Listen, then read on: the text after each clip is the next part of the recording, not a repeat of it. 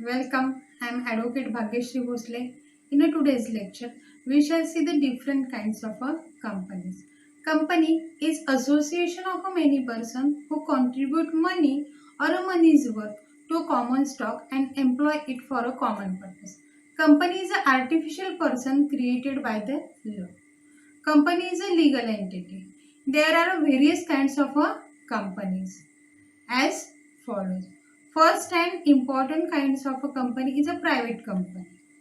When the multifarious advantages of incorporation are sought, private company with a limited liability is a perhaps the best alternative to the partnership firm with the unlimited liability. Advantages of incorporation are desired without the compromising on the independence of the business, and when the minimum statutory regulation and interference is desired, a private company is generally considered to be the best business model. Company generally views and better alternative to the partnership firm for carrying on a family business, mainly because of the benefit of the limited liability coupled with the exemption and privileges enjoyed by it under the law. Private company means a company which by its article restrict the right to transfer its shares if any. Then private company means limited the number of its member. Then person who are in the employment of the company.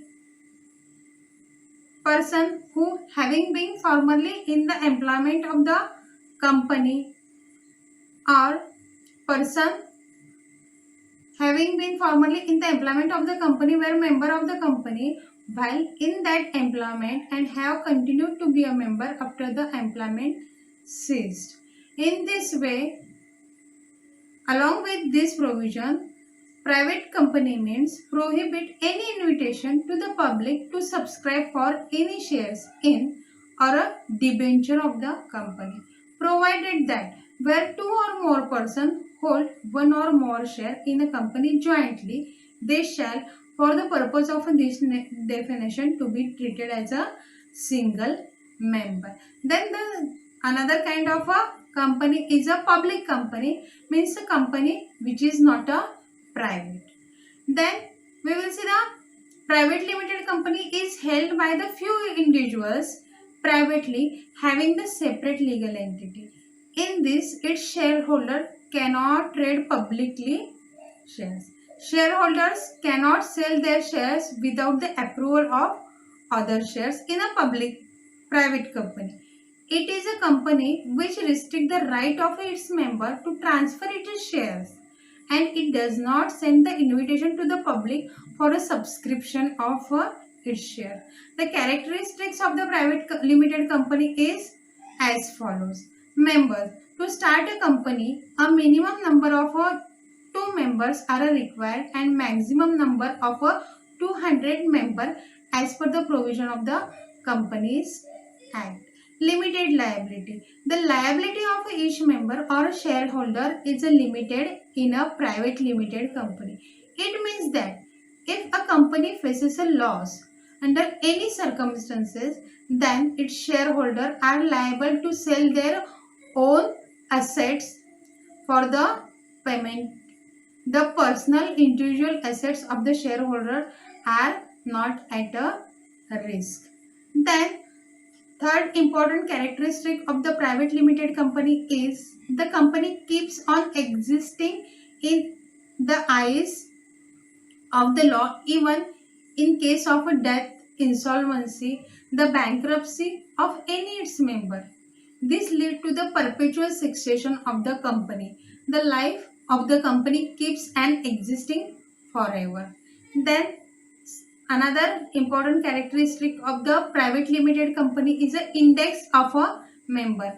A private company has a privileges over the public company and they don't have to keep an index of its member, where the public company is required to maintain an index of its member. The number of a director. When it comes to director, a private company needs to have only two directors. With the existence of a two director, a private company can come into operation. Prospectus. Prospectus is a detailed statement of the company's affair which is issued by the company for its public. However, in case of a private limited company, there is no such need to issue a prospectus because in this public it is not invited to subscribe for the share of the company.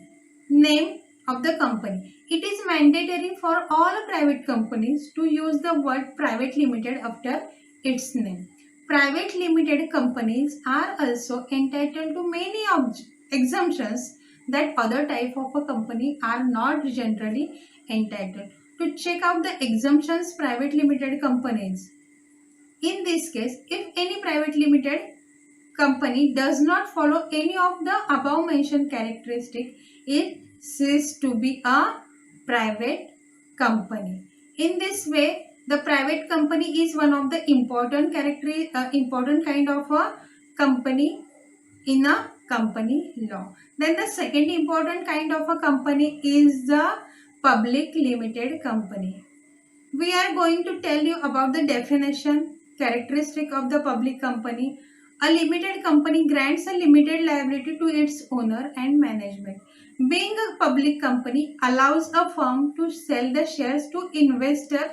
This is beneficial in raising the capital.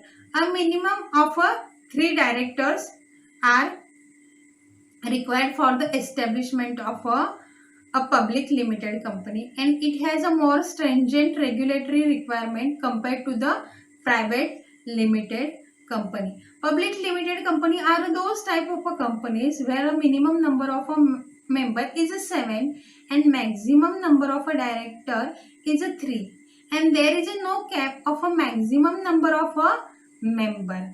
A public limited company has most of the characteristics of the private limited company.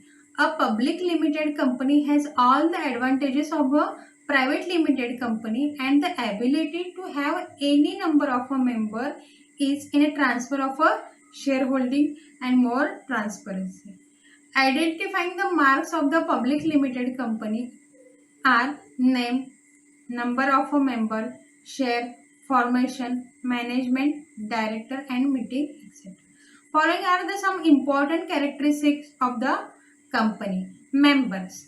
To start a company, a minimum number of members are required and no restriction on a maximum number of a member as per the provision of the Act. Minimum 7 members are required to start a public limited company.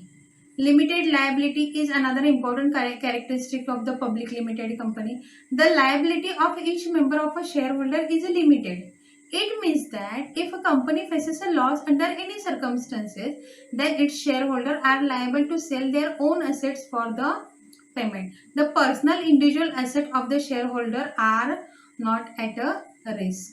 Then third important characteristics of the public limited company is a perpetual succession. The company keeps on existing in the eyes of the law even in case of the death, insolvency, the bankruptcy of any of its members.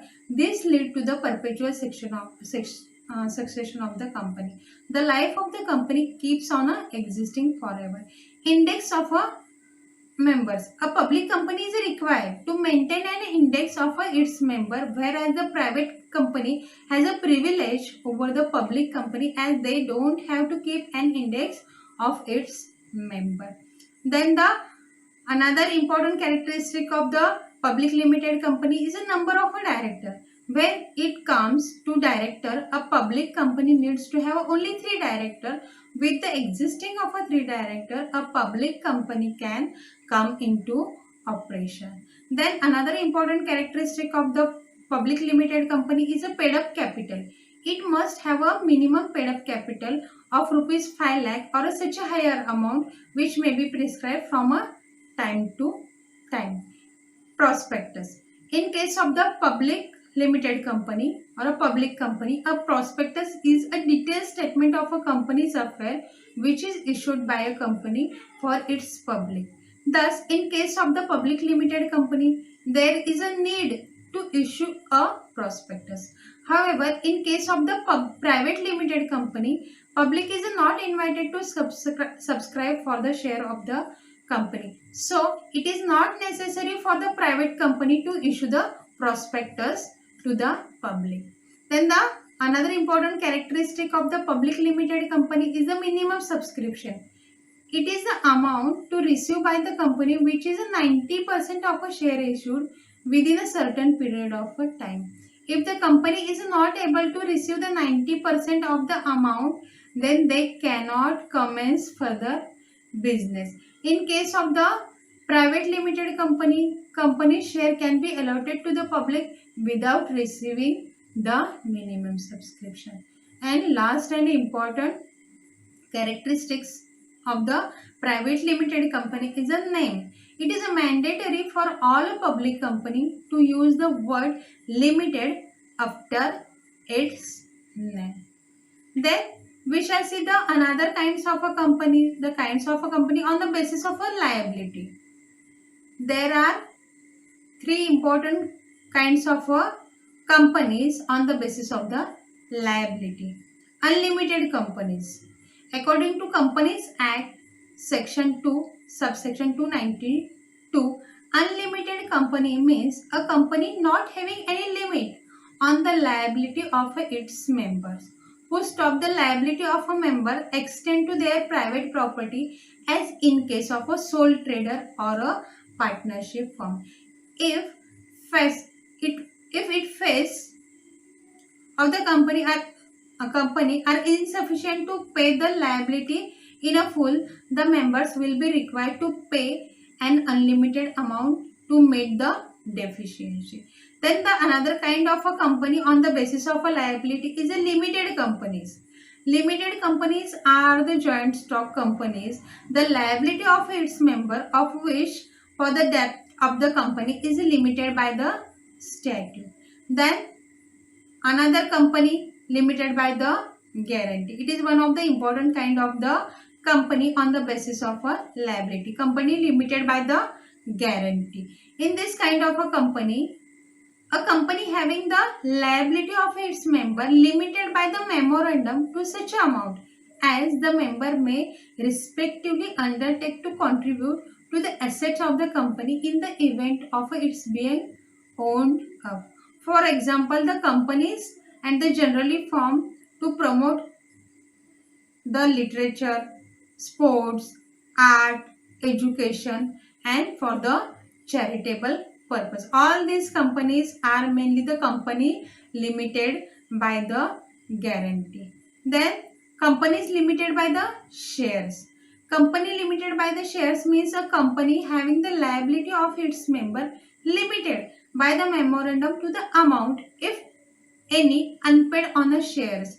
His liability remain to the extent of the unpaid amount of his share. If the shares are fully paid, the liability of the member in respect of that particular share is no more. Then kinds of a company on the basis of a control. Holding companies. According to section 2, subsection 46, holding company in relation to one or more other company means a company of which other companies are subsidiary companies. Holding company is a corporation organized to hold the stock of another corporation. When a company has a control over another company, it is known as the holding company. Under the following circumstances, the company should be called as a holding company. If it controls the composition of a board of a director of another company, if it is controlling the affairs of the another company and some other company, its preferential shareholder have the same voting right as given to the equity shareholder and they control more than a half the total voting power of another company. If the company having all these characteristics, the company is called as a holding company of another company. Then the second important company is a subsidiary company. According to section 4, subsection 1 of the Companies Act 1956, the company shall be deemed to be a subsidiary company of another company if that other control the composition of its board of a director. Then the second important point is exercise control more than a one half on the total share capital is there and its own for all together with one or more its a subsidiary company. So these are the two important kinds of a companies on the basis of the control. One is the holding company and another is a subsidiary company. Then we shall see the government company. According to section 2 subsection 45, the government company means any company which not less than 51% of the paid up share capital is held by the central government or the state government or the government, or partly by the central government or partly by one or more state government, and include a company which is a subsidiary company of a such a government company. Heavy Engineering Corporation Limited, Hindustan Machine Tools Limited, State Trading Corporation of India Limited are the examples of the government companies. Then we shall see the non-government companies. Non-government company means a company which is not a government company. Non-government company is controlled and operated by the private capital. All the provision of a Companies Act are applicable to the non-government company. Then another important kind of a company is a banking company. A banking company in India has been defined in a section 5 subsection C of the Banking Regulation Act 1949 as one which transaction the business of a banking, which means the accepting for the purpose of a lending or investment of a deposit of a money from the public, repayable on a demand, otherwise and withdrawable by check, draft, order or otherwise. Then we see the one person company. One person company means a company which has only one person as a member. The Companies Act 2013 allows one person company to get registered as a company. Then another important kinds of a company is a small company. The Companies Act 2013 has now introduced to this concept. Section 2 subsection 85 state that the Act has defined small company as a company other than a public company where is the paid up share capital does not exceed 50 lakhs rupees or such a higher amount as may be prescribed, not however more than a 5 crores, and where does turnover as per its last profit and loss account does not exceed rupees of a crore or a rupees 6,000 amount as may be prescribed. Then another important kind of a company is a listed company. Listed company means a company which has any of its securities listed on any registered stock exchange. Then dormant company. Dormant company means a company which has been registered under the Companies Act but is not carrying on any significant accounting transaction and not carrying on any kind of a business activity or not receiving any form of a income. This company is called as a dormant company. And another and last important company is associate companies. The new concept that an associate company has been introduced by the Companies Act 2013. Such a company is defined as per the provision of the Act as a company in which another company has a significant influence but which is not a subsidiary of such a company. Then the term also includes a joint venture company.